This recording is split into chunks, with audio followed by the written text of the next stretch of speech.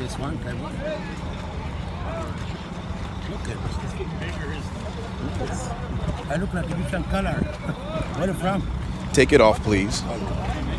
Take it off, please. Huh? Take the hat off my head, please. He put it on. He put it on. Take it off my head, please.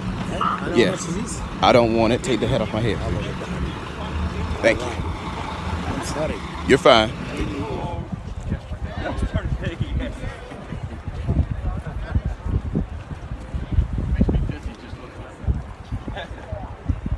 Sorry? How did they lift those rocks? I will give you the full story right now.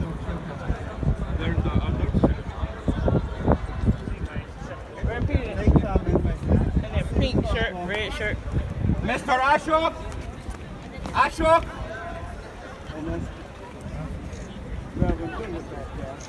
Take your photos, bro. The pyramid was covered by using this stone and it was polished all the time. So come to this, come follow me please. Can you see the stone here? Yeah. It's like straight level, Yeah. okay? All the pyramid was like that before. Oh, wow. They were polishing the pyramid every day. Every day. By the way, tell the 13th century, even the pyramid was closed and even the main entrance of the pyramid was hidden.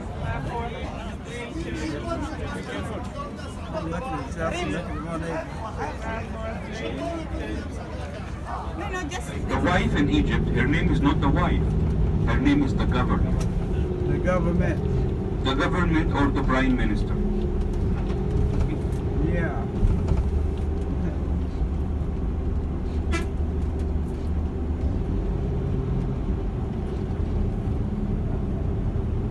This old Egypt. So that's why you haven't got married yet? No, not for the same reason, but to be married in Egypt, you have to be rich. You have to be rich. Yes. To be married, you have to be rich because you have to bring everything yourself. You have to bring to your future wife, you have to bring her a flat, you have to bring the full furniture, you have to bring her even a quantity of gold. So I didn't reach this level yet. Yes, someone told me that before. He told me, Mina, if you would like to marry very quickly, you have to go to India just 1 month and go back to Egypt. You know, I will tell you something funny. Before I was with Indian group, and by the way, I love these people very much because they are very nice and they're very kind people. I was explaining the Great Sphinx and I told them about the Great Sphinx. You know, the Great Sphinx is like a combination between the head of the man and the body of the lion. And after I finished, I told them as a joke, by the way, the Great Sphinx is my grandfather. So most of them, they were laughing, but one of them told me, Mina, how come your grandfather was an animal?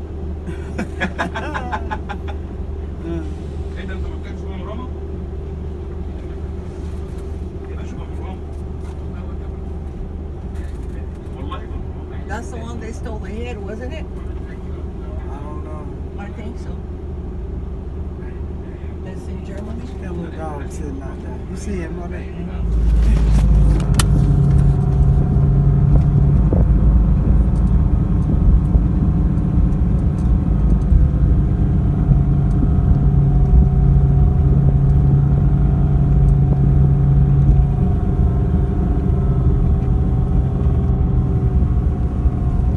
That's the one they said they took to Germany.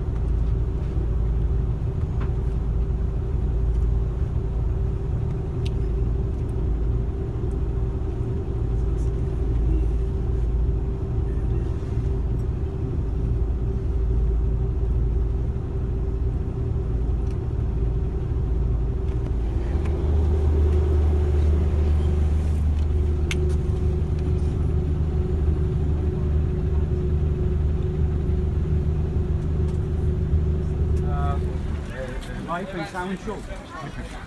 Did you watch the movie of The Spy Who Loved Me? No, just a night. Do you know the movie of The Spy Who Loved Me? I haven't watched that. Yeah, it was made in this place. Oh, which one? Where's our leader? Lo adoraba el pueblo. He's way back there, man.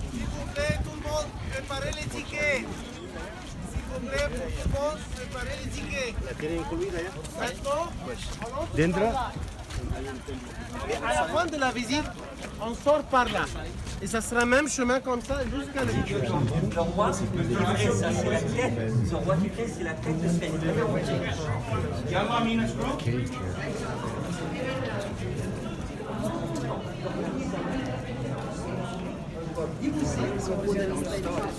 Walk behind.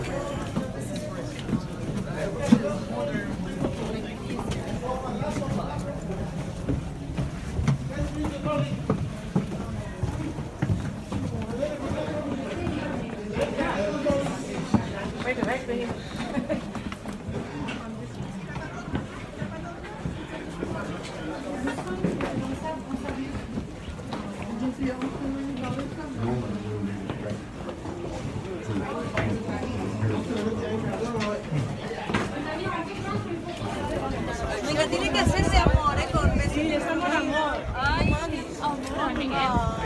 These bricks, it was not made in the same time of building the Sphinx, but it was made in the Roman time. No, it's at 37.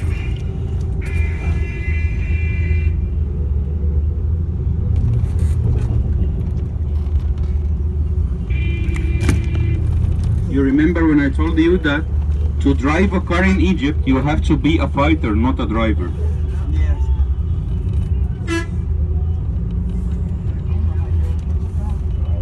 Yes, but our driver is very professional.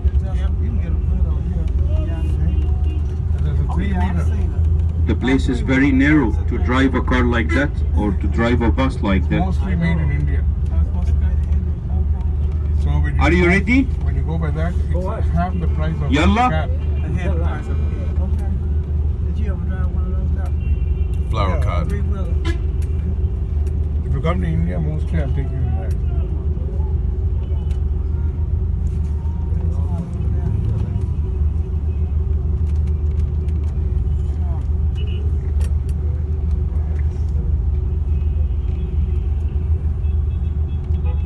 Opa.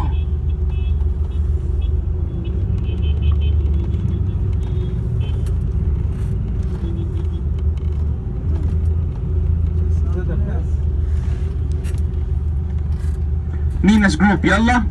Yalla. No, going to the cotton factory. I see flower cotton.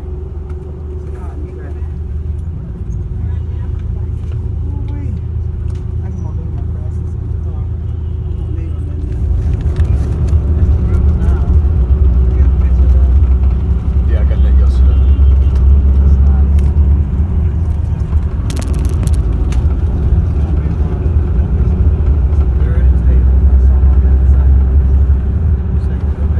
I wonder if there's any alligators.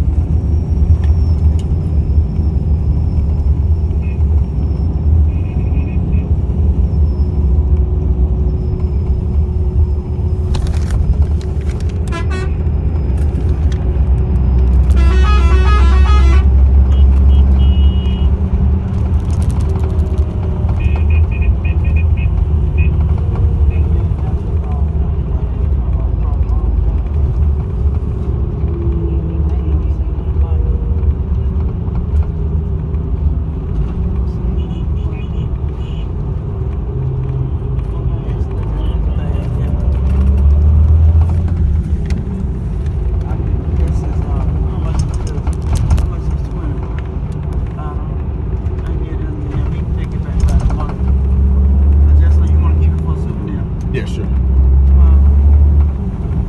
And tell people in the video, you don't need this. You don't need it. You don't need it. You're American. You don't need it. Even if you're not American. Even if you're not American, go to the bank and get some dollars. Exchange whatever money you need.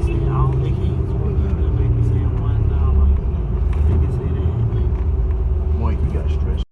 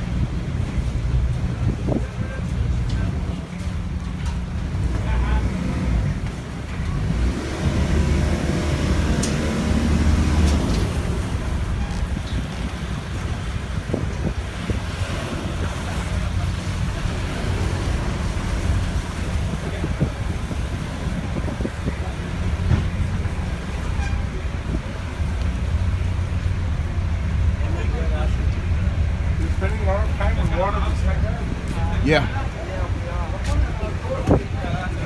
Whole lot of time.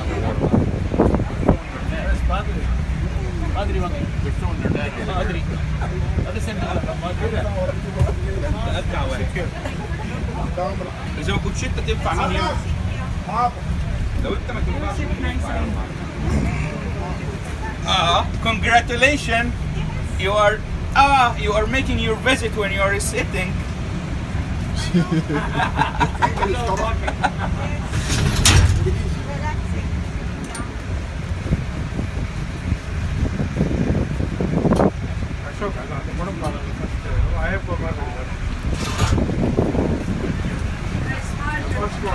This glimpse of Egypt's ancient past from sights and sounds of modern life. The pharaonic village covers an area of 32 acres, where people dressed in the clothes of ancient times perform their daily tasks in agriculture, industry, religious affairs and home life, using replicas of the tools and instruments of the ancient Egyptians.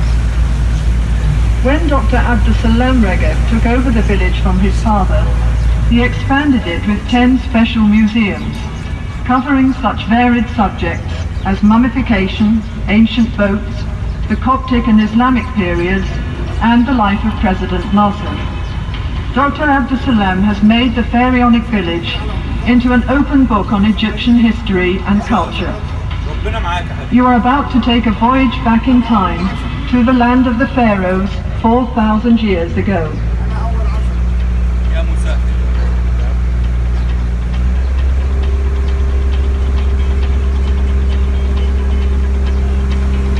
Between the trees is a statue of the Roman god Nilos, the personification of the river Nile. Nilos rests his arm on a sphinx, symbol of Egypt's great antiquity, and is attended by crocodiles which were found in the Nile in ancient times. The children surrounding the god represent the new life and fertility brought to the land by the annual flood. First of all, we will enter the Canal of Mythology, where there are statues of some of the principal gods and pharaohs of ancient times. The plant growing in the water here is papyrus, which was used by the ancient Egyptians for making paper. The modern name actually comes from the name of the plant. Osiris when the life-giving sun is out, and closes when the sun sets. Nice camera, right? Look at this. That's good. Once we connect the Wi-Fi, get a signal.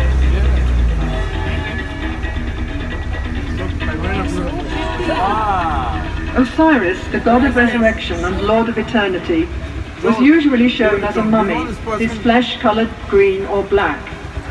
According to the legend of Osiris, he was a king of Egypt who was foully murdered by his brother Seth, who was jealous of Osiris' popularity. Seth tore Osiris' body into 14 pieces, which he scattered throughout Egypt.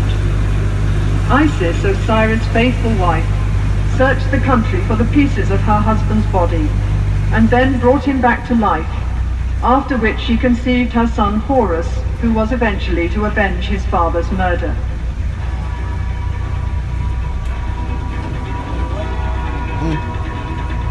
No, you're not.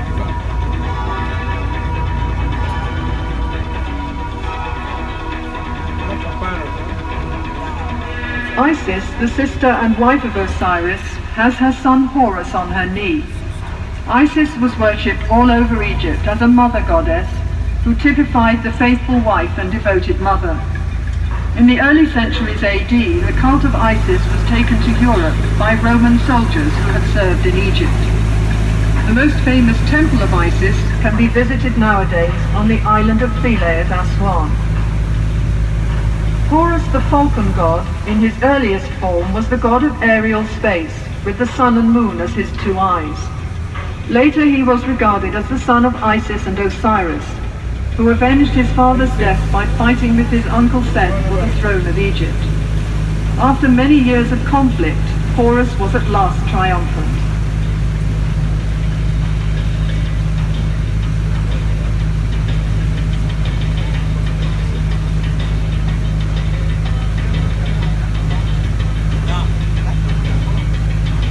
Ammon was the god of the ancient city of Thebes, where Luxor stands today. He first came to prominence in the Middle Kingdom around 1900 BC, and during the New Kingdom from 1550 onwards became the king of the gods, because he was the god of the Theban kings who drove out the Hyksos, the Asiatic rulers who had ruled Egypt for 150 years. The largest ancient temple in the world, the Great Temple of Karnak in Luxor, was dedicated to the god Amun. These weeping willow trees helped to create the ancient Egyptian atmosphere and screen the village from its modern surroundings.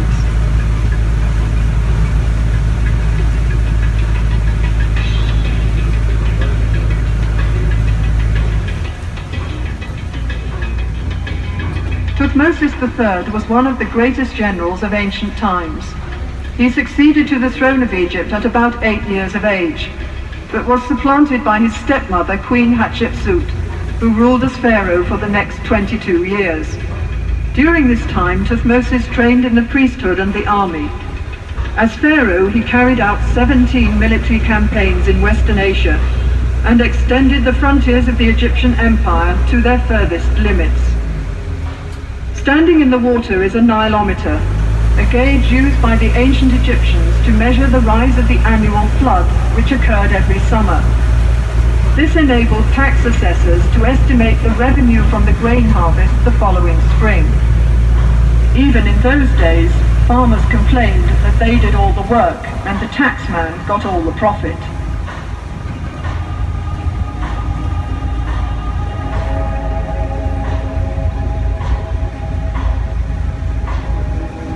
Akhenaten elevated the Aten, the disk of the sun, to be the state god of Egypt in a form of monotheism. At the same time, he introduced a dramatic change of art style and built a new capital city in Middle Egypt. Akhenaten's beautiful wife, Queen Nefertiti, was a keen supporter of the cult of the Aten.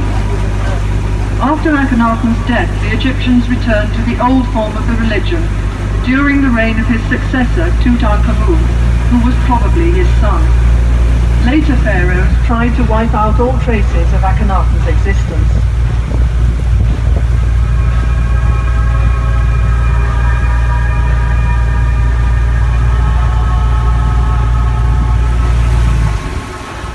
Ramesses II had one of the longest reigns in ancient Egyptian history, as he was pharaoh for 67 years.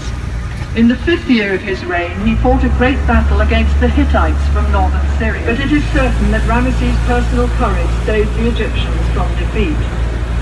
16 years later, the king signed a peace treaty with the Hittite leader Hattusilus II, which was the first recorded peace treaty in world history.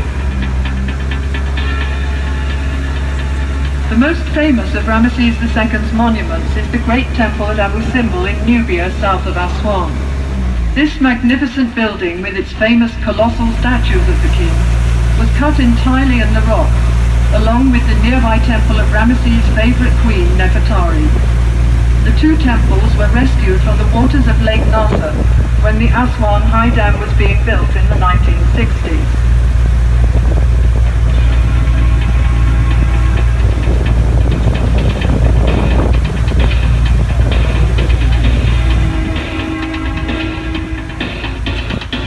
This scene shows the discovery of the child Moses, whose mother had put him in a basket and floated it on the Nile to prevent him from being killed by Pharaoh's soldiers. The child was discovered by a member of Pharaoh's family and was brought up in the royal palace. Eventually, he became a prophet who led his own people, the Hebrews, out of Egypt.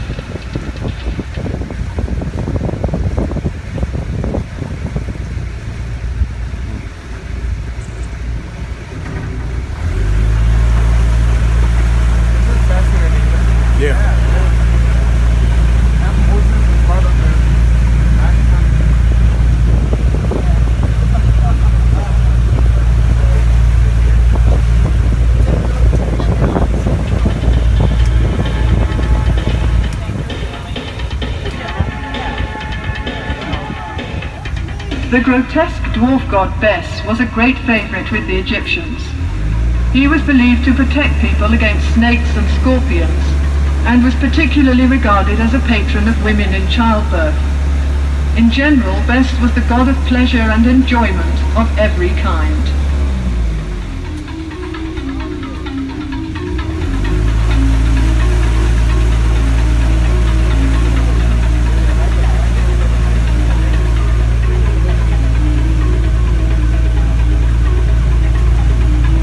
Now life in ancient Egypt comes alive with scenes of agriculture and industry.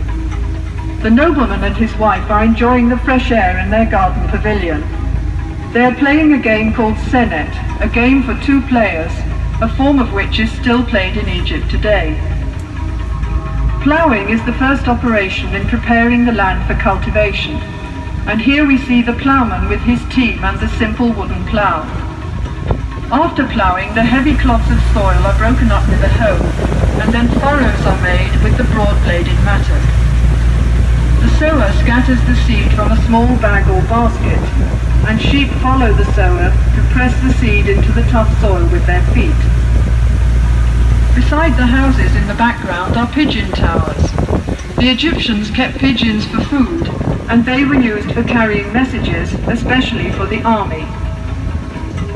The fields are irrigated by means of the shadoof, which works like a balance, with a bucket at one end of a long pole and a heavy stone as a counterweight.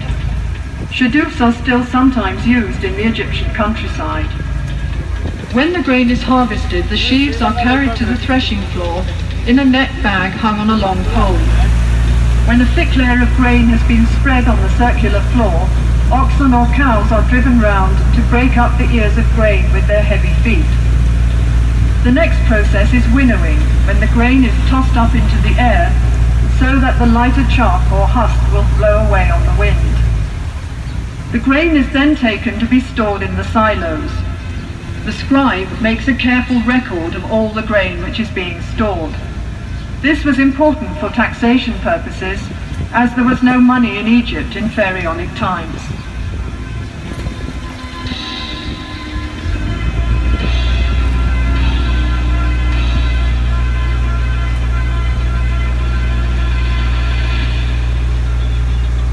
Honey was used for sweetening by the ancient Egyptians, as sugarcane was not grown in Egypt in those days. Beehives were made of pottery tubes piled up in rows, and in some parts of the country, beehives are still made this way today. The River Nile was the main highway of communication in pharaonic times, so boat building was an important industry. Small boats were made of bundles of papyrus tied together with ropes. Such boats were used for short journeys and for fishing or hunting trips. Larger boats were made of wood, usually cedar wood imported from Lebanon. Wooden boats were pegged together with dowels and sewn together with ropes, as can be seen in the cross-section on the bank. When the boat was put into the water, the wood expanded and the rope shrank, so the boat became completely watertight. A royal boat of this type can be seen in the museum beside the Great Pyramid of King Cheops at Giza. The palm tree was a valuable resource for the Egyptians. The trunk was used in house building, and the branches provided fronds for making mats and baskets, while furniture and boxes were made from the ribs. The boxes were used for storage and as cages for small animals and birds. The Egyptians today still use the various parts of the palm tree for the same purposes. There were many different kinds of fish in the Nile and its canals which made good food, and fishing was also popular as a sport. One method of fishing can be seen here, where a net is stretched between 2 boats, and the fisherman hits the water with a stick to frighten the fish into the net. Let's see if he's been lucky today.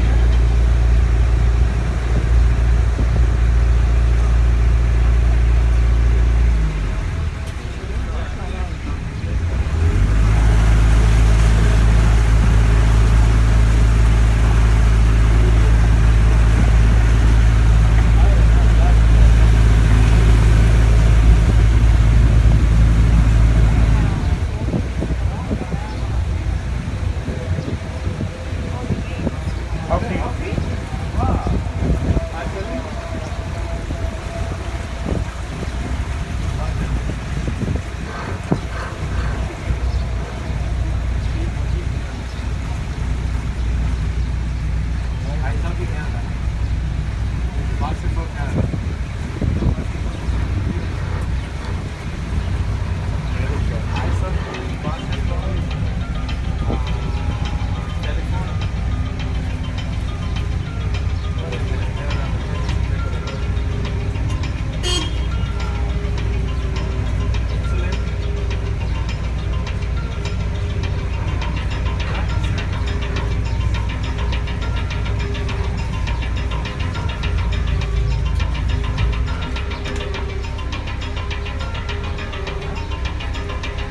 Next there are demonstrations of some industries and crafts, the first of which is brickmaking.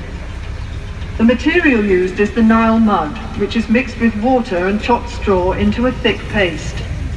This paste is put into a wooden mould and the bricks are then simply left to dry in the sun.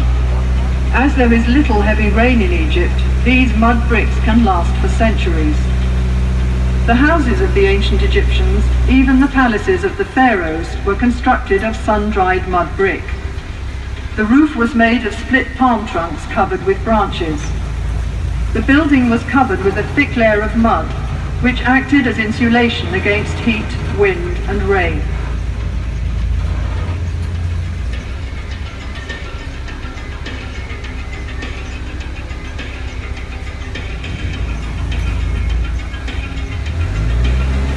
Glassmaking was introduced into Egypt after the military campaigns of Thutmose III about 1450 BC, when captive glassmakers were brought here from Syria. Glass was used for making beads, inlays, amulets and small vessels, which were formed around a core, as glass blowing was not invented until the 1st century BC. In Ptolemaic times, Alexandria became a centre of glass craftsmanship, and in the Roman period, fine cameos were produced in the same city.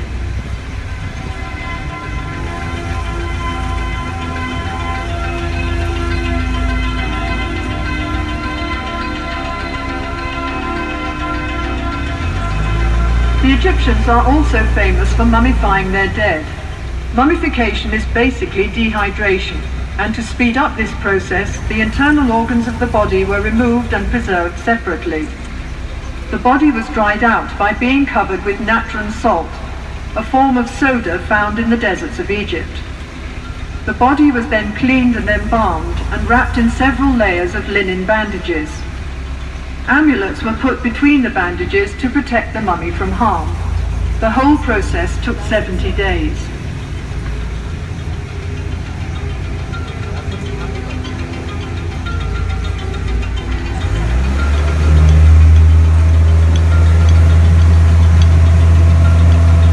Pottery making is one of the oldest crafts in Egypt, dating back to about 6000 BC. The clay is kneaded with water and mixed with ground potsherds or chopped straw, which helps the finished pot to dry evenly without cracking. The potter forms the pot with his fingers as he kicks the wheel round with his foot. The handles are added afterwards, and the pot is dried in the sun for a while before being fired. Now for a little Egyptian magic.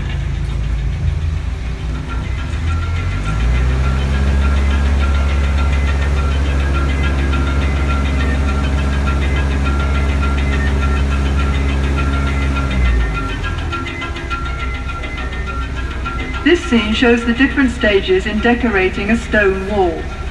First of all, the surface is levelled, then smoothed and polished with a piece of hard stone. Grid lines are marked in red on the prepared surface to ensure accurate enlargements of the original drawings. The artist copies the outline onto the wall, working from the sketch made by the chief artist on a small slab of stone or a piece of papyrus. Then the sculptor carves the design in relief with his mallet and chisel.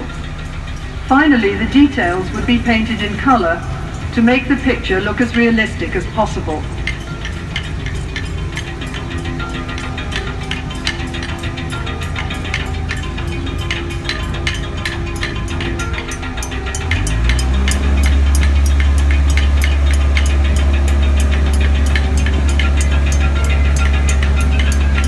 Statues were partially carved in the quarry where the stone for them was cut. First of all, a block of stone is separated from the rock face by hammering wooden wedges into holes cut in the rock. The wedges are soaked with water, and as the wood expands, the block breaks away. After the stone has been smoothed and polished, the profile of the work is outlined on one side, and then the sculptor carves out the figure, rounding it off first on the front and then on the back.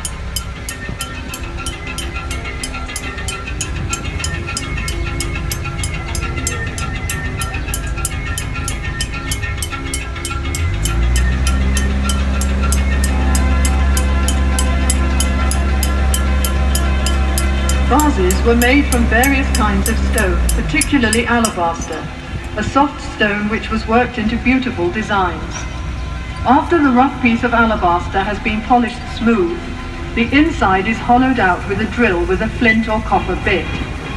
The vase is sunk into the ground to prevent cracking during drilling. Alabaster vases were used as lamps and for storing perfumes and precious oils.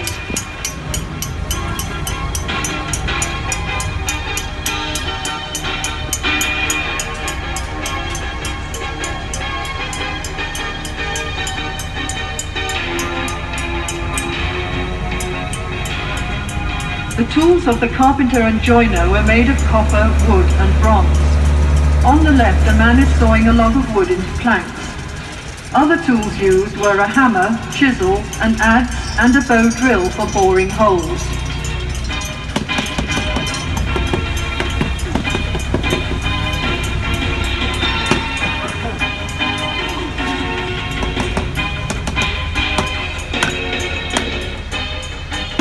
It was important to the pharaohs that the army was well equipped at all times.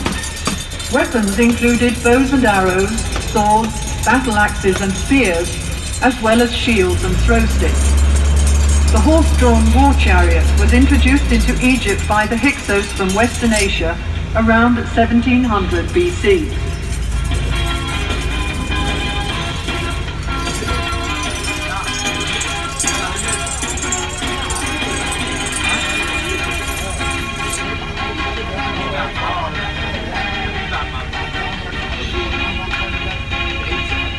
Perfumes were very popular in ancient Egypt and consisted chiefly of fragrant oils and fats. The juice is extracted from sweet-smelling flowers in a bag of heavy canvas, the ends of which are twisted in opposite directions with wooden bars.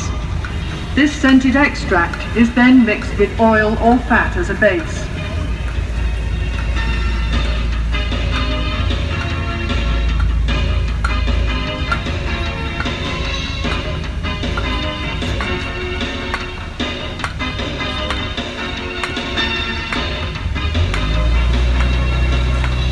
Linen made from the flax plant was used by the Egyptians for clothing and many other purposes.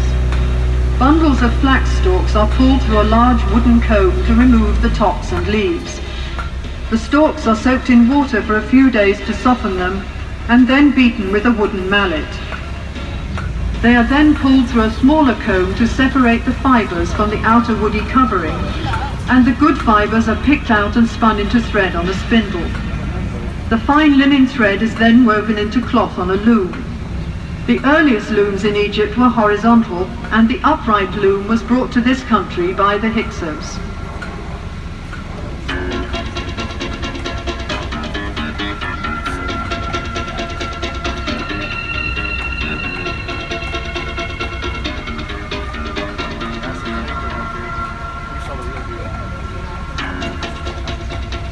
Another important industry was papyrus paper-making, for which the government had the monopoly. The lowest part of the stem is the best part for paper-making. The outer green rind is peeled off and the white pith is sliced into thin strips which are soaked in water.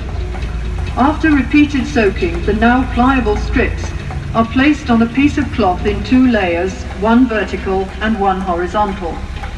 The surface of the sheet thus formed is then hammered with a wooden mallet to cause the fibres of the 2 layers to stick together. The sheet is then covered with another piece of cloth and pressed between 2 heavy stones for several days. During that time it also dries out in the hot sun and the piece of paper is ready for use.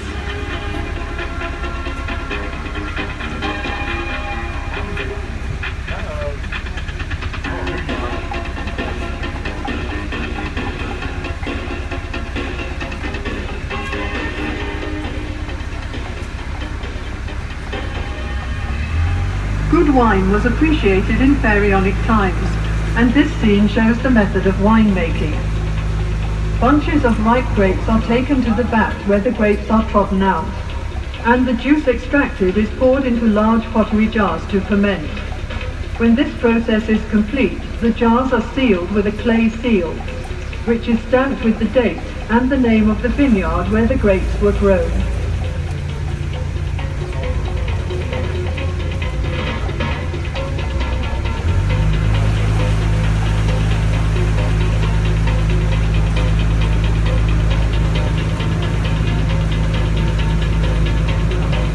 Beer was the most popular drink in Egypt. The beer was made from lightly baked loaves of barley bread, which was soaked in water with some malted grain. After fermentation, the thick soup-like liquid was strained into a large jar. In Roman times, Egyptian beer was considered to be as good as wine.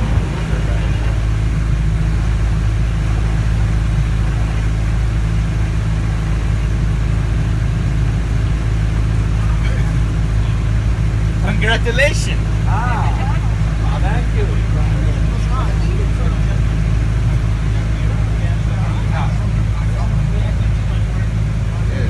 Hey, give me your feedback. Did you like the visit? Yeah. Thank you. Learned a lot.